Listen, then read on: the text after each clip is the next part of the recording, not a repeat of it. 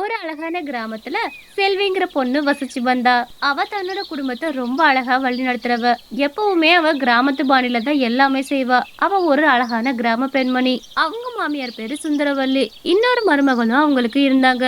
அத்த, இன்னைக்கு நைட்டு ரொம்ப மழை பெய்யற மாதிரி வேற இருக்குது. பேசாம உங்களுக்கு நான் சப்பாத்தி போட்டு கொடுத்துட்றேன். இதுதான் உடம்புக்கு நல்லது. ஐயா, இப்படியே சாப்பிட்டு சாப்பிட்டு சலிச்சு போச்சு. எப்ப பார்த்தாலும் நைட் ஆனா சப்பாத்தி, காலையில ராகி தோசை, மதியானம் சோறு. இதையே தின்னு தின்னு எனக்கு சலிச்சு போச்சுடி. ஏதோ புதுசு புதுசாலாம் செய்யறாளுகளே, பரோட்டா இரட்டாலாம் அதெல்லாம் செஞ்சு கொடுத்தா என்ன குறைஞ்சா போயிருவ. எனக்கு அந்த மாதிரி பொருளா செஞ்சு கொடு. இங்க பாருங்க அத்த, அதெல்லாம் நைட் நேரத்துல சாப்பிடக்கூடாது. அதெல்லாம் உடம்புக்கு ரொம்ப கெடுதி அத்த. நீங்க கொஞ்சம் வயசாயிருச்சுல உங்களுக்கு, அதெல்லாம் சேர்க்காதீங்க. நான் எப்பவும் உங்களுக்கு சத்தான சாப்பாடு மட்டும் தான் செஞ்சு தருவேன். இந்த மாதிரி ஆரோக்கியம் இல்லாதெல்லாம் செஞ்சு தர மாட்டேன்.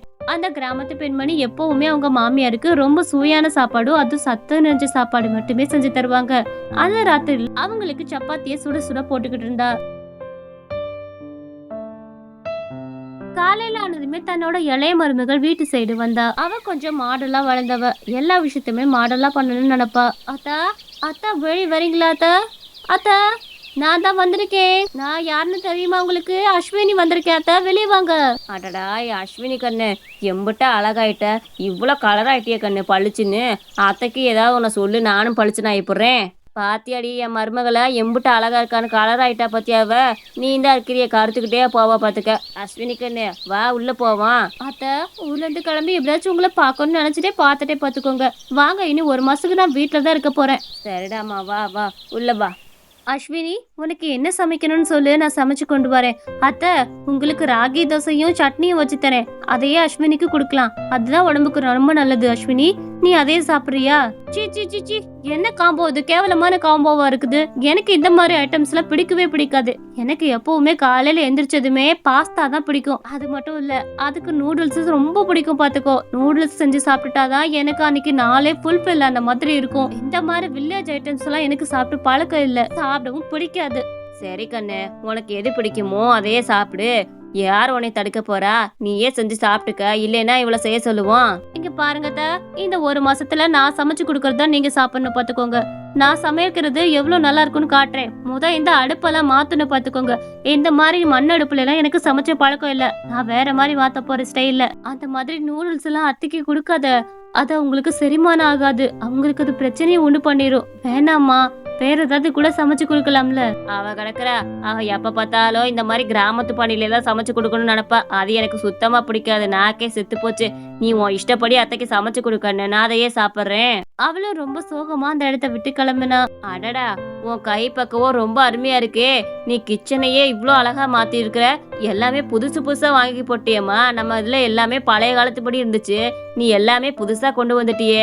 இன்னும் இந்த தீஞ்ச அடுப்பு மட்டும் கிடக்குது. இதை அவளுக்காக வச்சிருக்கேன்னு எனக்கு நல்லாவே தெரியும். என்ன இருந்தாலும் மாடர்ன் மருமக தான். அத்தை, நீங்க போங்க, உங்களுக்கு நான் சுவையா நூடுல்ஸ் செஞ்சு தர போறேன். அதை தான் நீங்க சாப்பிட போறீங்க. அது ரொம்ப சுவையா இருக்கு அத்தை. நீங்க சாப்பிட சாப்பிட உங்களுக்கு ரொம்ப பிடிக்கும். அவளும் உங்க அத்தைக்காக அந்த நூடுல்ஸ பார்த்து பார்த்து சமைச்சுக்கிட்டு இருந்தா. அத்தை, இந்த சாப்பாடு வேணாம் அத்தை. உங்களுக்கு நான் வேற ஏதாவது சமைச்சு தரேனே. உங்க நலன்ல அக்கறைப்பட்டுதானே நான் சொல்றேன். ஏடி, என் மருமக கொடுத்ததை கொச்சப்படுத்துறியா? பேசாம போ. என் மருமக கொடுத்த சாப்பாடு தான் நான் சாப்பிடுவேன். என் மருமக எவ்வளவு ருசியா சமைச்சிருக்கா, பார்க்கவே நல்லா இருக்கு. அவங்க அத்தை எவ்வளவு சொல்லியுமே கேட்காம அந்த நூடுல்ஸ நல்லா சாப்பிட்டுக்கிட்டு இருந்தாங்க. ஏ வில்லேஜ் கேர்ள், அங்கிட்டு போ. எங்க அத்தை சாப்பிட்டுட்டு இருக்காங்களா, கிளம்பு கிளம்பு. அவங்க ரெண்டு பேருமே உட்காந்து நூடுல்ஸ நிறைய சாப்பிட்டுக்கிட்டு இருந்தாங்க. நைட் ஆனதுமே அவ தோசை கல்ல பொரோட்டா போடுறத அவ பார்த்தா.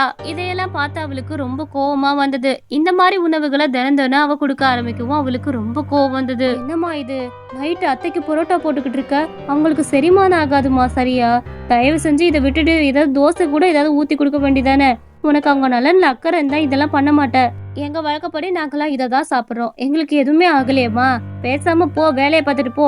உனக்கு ரொம்ப பொறாம என் அத்தைக்கு நான் சமைச்சு கொடுக்குறேன்னு. அவங்க உன் சாப்பாடை வர்ணிக்கல, என் சாப்பாடை வர்ணிச்சு சொல்றாங்க. அதனால உனக்கு டென்ஷன் ஆக தானே செய்யும். கிளம்பு கிளம்பு. இந்த பொண்ணு இந்த மாதிரியே பண்ணிட்டு இருக்கா. அவங்களுக்கு எப்போ உடம்பு சரியில்லாம போகுதுன்னு எனக்கும் தெரியல.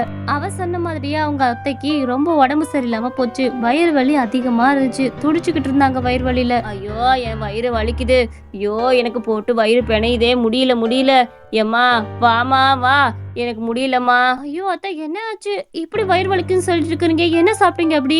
நீங்க சாதாரண புரோட்டாவும் நூடுல்ஸ் மட்டும் தான் காலையில சாப்பிட்டீங்க, இதுக்கெல்லாம் வயிறு வலிக்குமா? அத்தை, நான் அப்பவே சொன்னேன்ல இதெல்லாம் சாப்பிடாதீங்கன்னு. இதெல்லாம் உங்களுக்கு செரிமானம் ஆகாதுன்னு சொன்னேன்ல அத்தை. எல்லாம் வயசுல இருக்கவங்களுக்கு இது கொஞ்சம் செரிமானம் ஆயிக்கும். ஆனா உங்களை மாதிரி ஆளுங்களுக்கு இது செரிமானம் ஆகாது. அதுவும் இதுவே தினமும் பழக்கமா வச்சுக்கிட்டீங்கன்னா எப்படி அத்தை? நீங்க ஒண்ணும் கவலைப்படாதீங்க. இந்நேரத்துல நம்ம எந்த ஆஸ்பத்திரிக்கு போக முடியாது. பேசாம இருங்க, நான் உங்களுக்கு ஒரு கஷாயம் வச்சு கொண்டு வரேன். அதை குடிச்சா எல்லாம் சரியாயிரும். ஐயோ, எனக்கு ஏதாவது வச்சு கொடுமா, என்னால வயிறு வலியை சுத்தமா தாங்க முடியல. பேசாம நான் சாப்பிடாம இருந்திருக்கலாம் உன் பேச்ச கேட்டு. தேவையில்லாம அதெல்லாம் சாப்பிடுறது என் தப்பு. தயவு செஞ்சு எடுத்து கொடுமா, போமா. நான் ஒரு செரிமான கசாயம் வச்சு தரேன் அத்தை. அது குடிச்சா எல்லாம் சரியா போயிடும். இந்தாங்க அத்தை, இந்த செரிமான கஷாயத்தை குடிச்சீங்கன்னா எல்லாம் சரியா போயிடும், குடிங்க. அவங்க அத்தையா அந்த செரிமான கஷாயத்தை குடிச்சதுமே கொஞ்சம் அவங்களுக்கு வயிறு வலி ரிலீஃப் ஆயிடுச்சு. அப்பாடா, இப்போதாம்மா நிம்மதியா இருக்கு. நான் கூட என்னென்னமோ கண்டது கடி இதெல்லாம் சாப்பிட்டு விட்டேன், அதனாலதான் எனக்கு இப்படி ஆயிருச்சு. இப்போதானே எனக்கு புரியுது, வயசாயிட்டா எல்லாத்தையும் அளவோட சாப்பிடுங்கிறது சரியாதான் சொல்லியிருக்கிறாங்க.